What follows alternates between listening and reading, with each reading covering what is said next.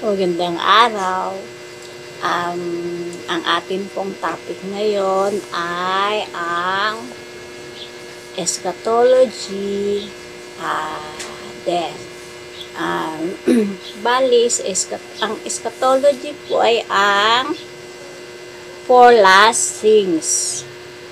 Ang death, judgment, heaven, and hell. Ano ba ang ating pananaw tungkol sa kamatayan? Dati nung yung mga matatanda, di ba? Ayaw pag-usapan ang tungkol sa kamatayan.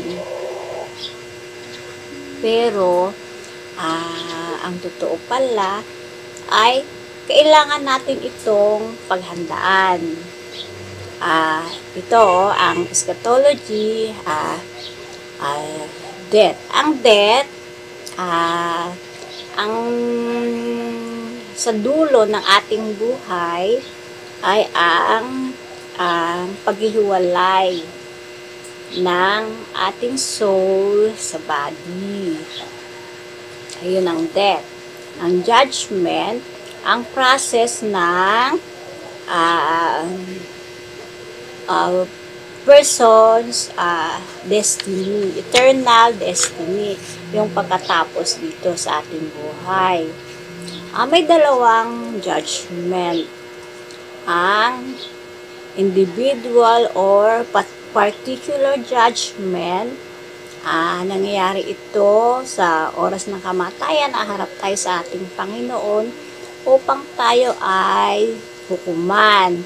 At ang ating destinasyon, maaring heaven, ang hell, or ang purgatory. Sa purgatory, dito naman ililinis ang ating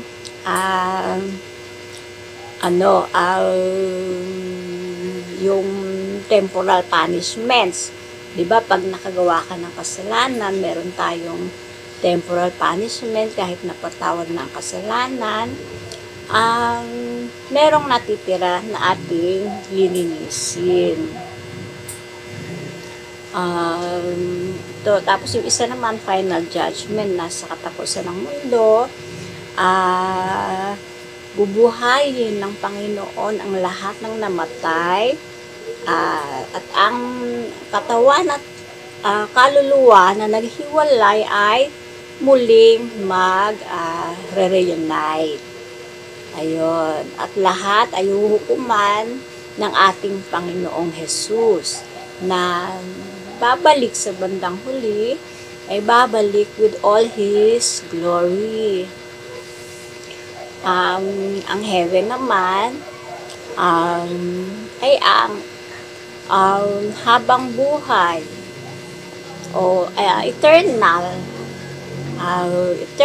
na kasamang ating Panginoon, at doon ma-experience ang joy, peace, and love. Doon. At ito ay ang ating ultimate fulfillment of our longing. Kasi diba, pag diba, tayo gusto nating halimbawa, gusto mong bumili bahay, bumili kang lupa, tapos you want more, gusto mo pa sa tabi ng beach, gusto mo punta pa sa ibang bayan or hindi natatapos ang iyong longing, hindi ka masasatisfy. Pero tanging sa Panginoon lamang ating satisfaction, ang ultimate fulfillment of our deepest longings. Kasi ang isa naman ay ang hell, kung saan ang eternal separation with God, ang isang forever na hindi kasama ang Panginoon. Ang mga napupunta sa hell, yung mga taong nagre-reject sa pag-ibig ng Diyos. At patuloy na nabuhay sa serious sin, sa mga mortal sin. Yun. Dito tayo sa death. Kasi ang ating topic ay death. Ayan. 4 lastings. Yun. Sa oras ng ating kamatayan, ang ating katawan at kaluluwa ay maghihiwalay. At ito ay huhukuman at papasok sa pwedeng heaven, yung diretso, pwedeng dumiretso ng heaven, or purgatory, or hell. At the moment ng kamatayan, ay haharap na tayo sa Panginoon. Diba, ang sabi, diba, naiiwan pa yung mga kaluluwa dito. Meron pang mga misyon na hindi natatapos, ganon. Iba nagpaparamdam. Pero, hindi pala ganon ang teachings ng ating church. Dahil sa oras ng kamatayan ay agad-agad harap tayo sa ating Panginoon. Ang iyong katawan ay hindi pa nadadala sa yung sa morgue, di ba? At doon sa para linisin. Nakaharap na tayo agad sa Panginoon at tayo ay huhukuman. Kaya ito, na kailangan tayong maging handa sa araw na ito. Kailangan naihanda natin ang ating sarili. Hindi tulad nga nung ayon pag-usapan, di ba? So, ayun. Dito tayo sa CCC 366. Every spiritual soul is immortal. It does not perish when it separates from the body at death, and it will be reunited with the body at the final resurrection. Ayon, ang lahat ng ating spiritual soul ay immortal. Dahil ang ating Panginoon ay immortal at siya ang nagbigay sa atin ng buhay. Sa kanya galing ang ating buhay na isang immortal. Kaya ang ating soul ay hindi namamatay. Ayun. It does not perish when it separates. Diba ang sabi ng iba, pag namatay daw, diba merong kasamang namamatay, or yun nga, pag-gala-gala lang. Minsan sabi, nasa sementeryo lang. O nasa kasama doon lang sa sementeryo, kasama ng sa pag-alagala lang, di ba?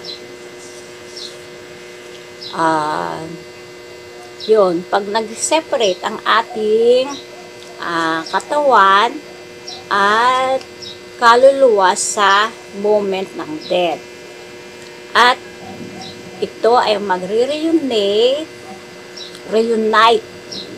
with the body sa final resurrection. Sa bandang huli, sa katapusan, huhukuman na ng ating Panginoon ang sangkatauhan, ay muling nag-meet ang katawan at ang kaluluwa. CCC 10:22. Each man receives his eternal retribution in his immortal soul at the very moment of his death. The particular judgment that refers his life to Christ, either entrance into blessedness in heaven through a purification, or immediate and everlasting damnation. Ito yun. Ang bawat isa ay makakaroon ng sa moment ng death, ang particular judgment. Haharap tayo sa ating Panginoon. Nagdidepende kung paano natin in-spend ang ating buhay. Tapos pwedeng blessedness in heaven. Pag blessedness na perfect mo, diretso ka ng heaven. At pwede namang true purification. Sa purgatory, ang purgatory, ang place ng purification. For those who die in state of grace, but not yet purified. So, ito ay yung mga nasa state of grace na namatay, pero hindi pa niya tuluyang napagbayaran ang kanyang mga kasalanan. Pero, siya ay assured na ng place sa heaven. Yung mga na-purgatory, mga nasa purgatory ay assured na ng place in heaven. Ayun. So, ito.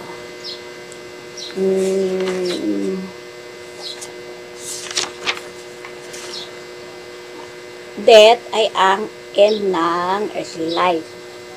Yun, sa katapusan ng ito ang katapusan ng ating buhay dito sa earth. CCC 10:06. The wages of sin is death. Ayun, dahil sa kasalanan ng ating mga magulang na si Eva at si Adan ay nagkaroon tayo ng kamatayan. Kasi ang original na plano ng Panginoon ay wala tayong kamatayan. Bodily death is natural. Ang kamatayan ay natural lang. Kung sino man ang namatay sa God's grace ay may participation sa pagkamatay ng ating Panginoon, which is nag-share tayo ng kanyang kamatayan at mag-share din tayo ng kanyang pagkabuhay. CCC 10:07. Our life is measured by time. So, yung ating buhay dito sa mundo ay nasusukat lamang sa panahon. A normal end of life. Na natural na magtatapos ang ating buhay dito. Remembering our mortality help us realize that we have limited time in which we bring our life to fulfillment. Yun. Sa pag-alaala ng ating mortality ay realize na tayo ay meron lamang limited time sa buhay na ito at in which we bring our life to fulfillment. Yung ating mga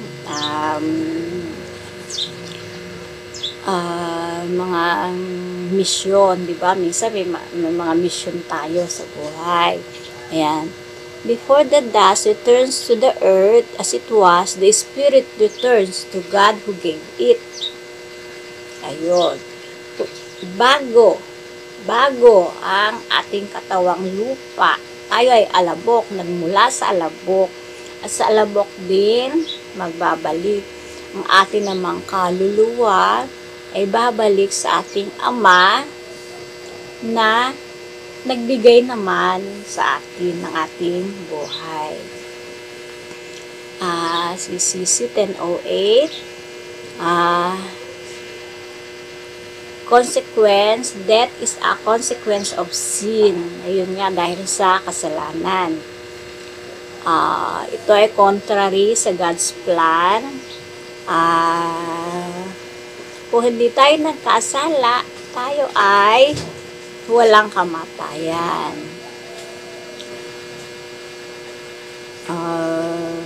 At ang huling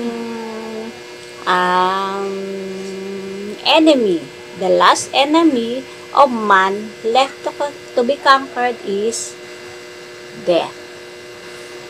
So, kamatayan ang kailangan nating mapagtagumpayan dahil napagtagumpayan na ito ng ating Panginoong Jesus. Ngayon, ito naman ay kailangan din nating mapagtagumpayan.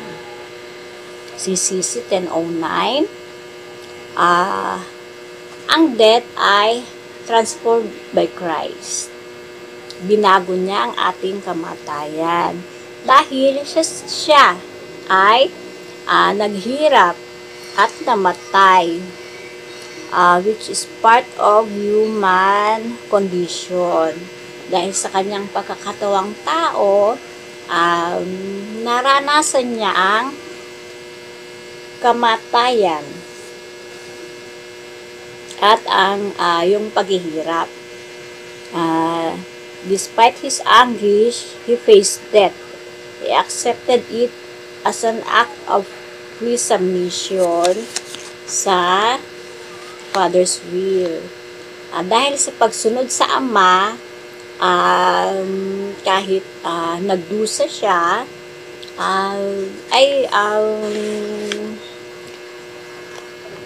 pinili niya na sumunod sa Ama, sa submission sa ating God the Father.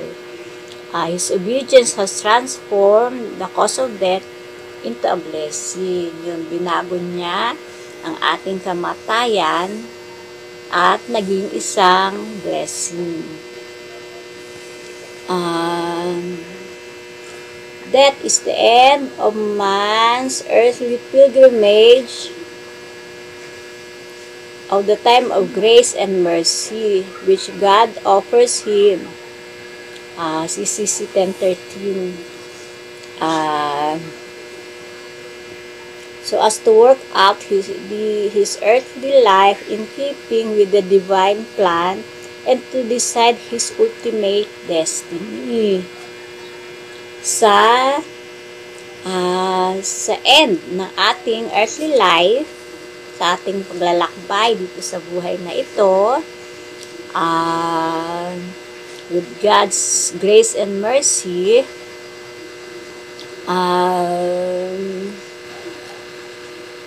nag-ano tayo sa kanyang divine plan. Keeping with the divine plan and to decide his ultimate destiny. Yung tayo mismo, tayo ang sa ating destiny, desisyon dahil ang tao ay may free will. So, nasa sa iyo ngayon kung saan ang iyong ultimate destiny. Kung mamumuhay ka sa kasalanan, patuloy kang namumuhay sa kasalanan, persist into sin, ikaw ay mapupunta sa hell. Ngayon, kung iyon namang na-perfect, ang pagiging banal, dahil ito naman ang gusto sa atin ng Panginoon, ay papasok tayo sa heaven kung saan natin siya kasama. At dahil sa kanyang mercy ay nagkaroon, ibinigay niya ang purgatory, kung saan lilinisin kasi, di ba kahit sa maliit na kasalanan, ay hindi makakapasok sa heaven. So, papayag ka ba na ang kasalanan mo ay halagang 100 piso sa nagkorap ng halagang milyon-milyon na di ba, papayag ka bang gano'n na mapunta ka agad ng hell? O, di ba? So, kaya nandiyan ang purification, di ba? Sabi ng iba, heaven and hell. O, paano yan? Kaunting kasalanan ay hindi ka na pwede sa heaven. So, saan sila pupunta? Hell na? Yun ang choice nila. Pero tayo sa God's mercy, meron tayong purgatory kung saan tayo ay lilinisin sa ating mga kasalanan.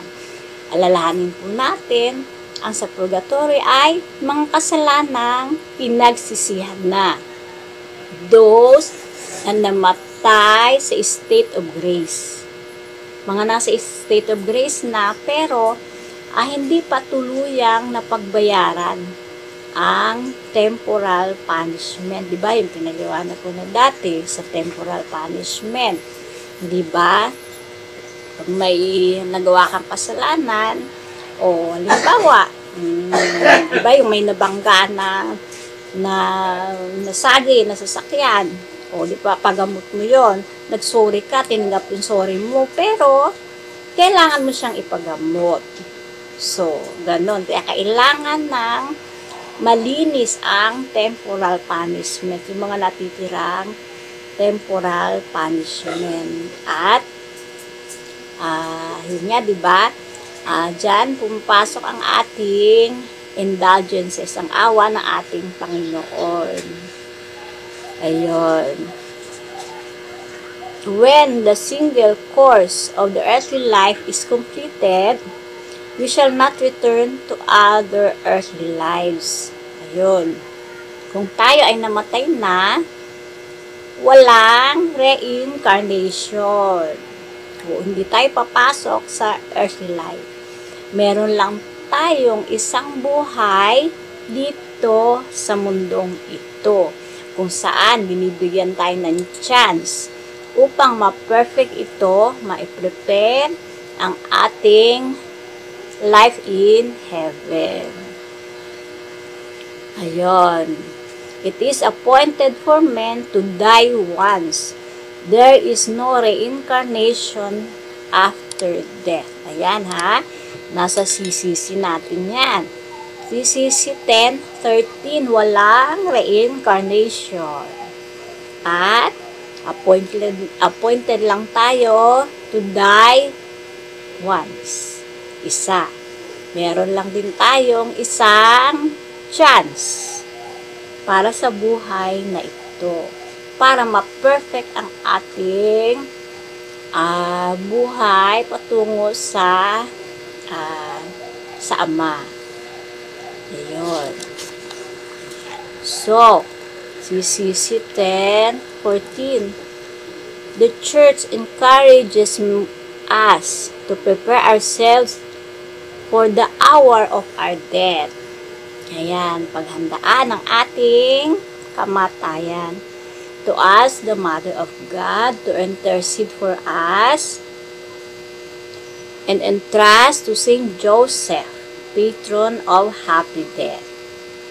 Ayan. So, ito na, yung paghahandaan natin, kailangan nating paghandaan ang ating death. Kailangan tayong maging prepared. Paano magiging prepared? Diba? Lagi kong sinasabi. Paano? Sa ating dulo ng ating buhay ay ibinigay meron tayong sacraments, diba? Ang 7 sacraments ay binigay sa ating Panginoon. So, sa dulo ng ating buhay, meron tayong anointing of the sick. Diba? Kakatapik lang natin yung anointing of the sick. Kung saan yung pagpapagaling ng ating Panginoon na iniatang sa ating mga kaparian, ang paglalangis at ang pananalangin, at pananalangin din para sa may sakit. Panalangin natin para sa may sakit para sila'y matulungan. Ayan, di ba? Yung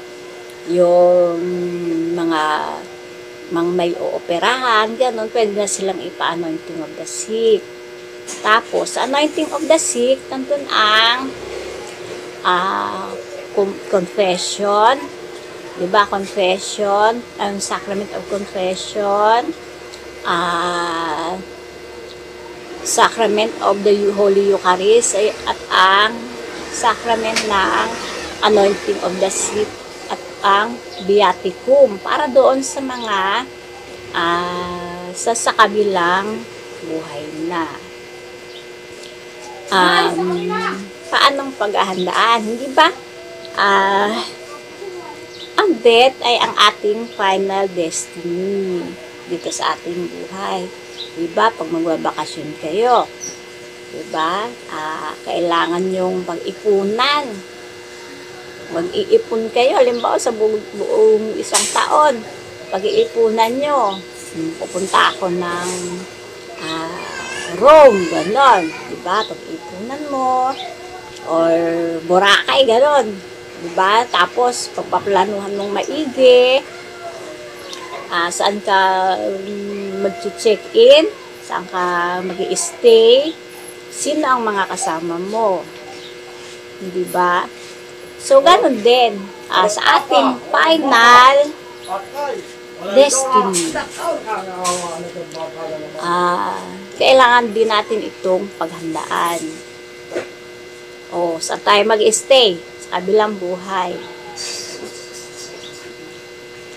Sino ang ating kasama? So, kailangan natin ding ipanalangin yung ating mga pamilya at mga kaibigan. Ayun, di ba? Saan tayo mag-stay? Sa heaven? Sa hell? Mamili ka. Sa buhay na ito, hindi ba? Lahat pinagpaplanuhan. Paano sa kabilang buhay? So, kailangan paghandaan ang ating kamatayan. So, kailangan talikuran ang kasalanan. Meron tayong Sacrament of Confession. So, baptize Catholic. Kailangan baptize. Ang mga maaari lamang mag-receive ng sacraments of the church ay ang baptize. Dahil sinabi sa ating Panginoon na kailangan binyag sa tubig at sa espiritu. Ayun. So, kailangan baptize Catholic bago makareceive ng 7 sacraments. So, yun nga yung confession, di ba? Para ma-achieve mo ang sanctifying grace. Ang sanctifying grace, ang ating supernatural power. At ang Holy Eucharist, ang ating supernatural life. So, pag ikaw ay meron na nito, ba't hindi mo gamitin to the extreme, di ba? Kasi, manunod ka lang ba ng TV, magpa-Facebook ka? Hindi ba? So, kailangan gamitin ang supernatural powers to the extreme. Di ba? Yung mga superhero, yung mga supernatural powers sila. Ikaw rin. Through prayers. Panalangin mo sila, ang mga makasalanan, ang mga holy souls. Dahil ang mga holy souls sa purgatory ay tanging mga panalangin natin ang maaring paalis sa kanila sa purgatory. Ang panalangin ng mga saints ay hindi sa kanila. Tayong mga church militant ang maaring manalangin para sa holy souls. Ayun. So, kung nasa heaven na sila naman ang mananalangin para sa atin. Ayun. At laking galak ng Panginoon kung ang mga holy souls sa purgatory ay kanya nang makakapiling. Tingnan mo, anong pasalamat na lang sila sa iyo, hindi ba? May mga di ba, mga mystics at saka mga saints na sinasalubong sila ng mga souls na kanilang naipanalangin galing sa purgatorio. Ayun. So, ito na, sabi na ating Panginoon, Jesus said to her, I am the resurrection and the life. He that believeth in me, although he be dead, shall live. And everyone that liveth and believes in me shall not die forever. Believest them this? Ayun.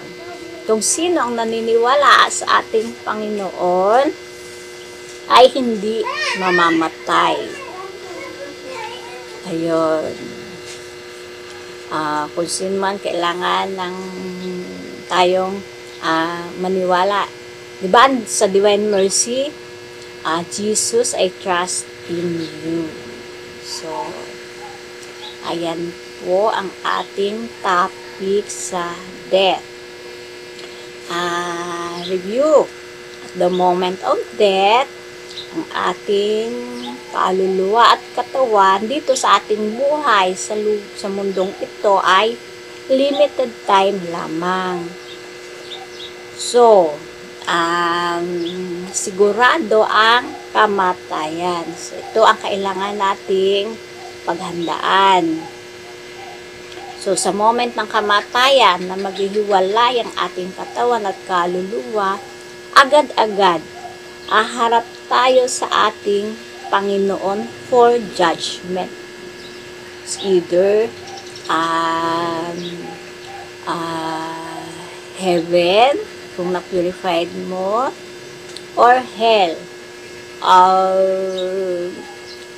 Ang purgatory ay paglilinis para makapasok paglilinis ng mga natirang punishments para sa heaven. So assurance na ang nasa purgatory may assurance na ng papuntang heaven. So ikaw, napagdesisyonan mo na ba anong destiny mo? Saan ka pupunta? Ano ang pinipili mong destiny? Napaghandaan mo na ba? Napag-ipunan mo na ba? Saan ka papasok? Meron ka na bang lodging? Yun ang ating mga katanungan. So, meron tayong ultimate destination. Final destiny. At ito ay kailangan nating paghandaan. At nasa sa iyo ang paghahanda dito. Marami pong salamat. God bless.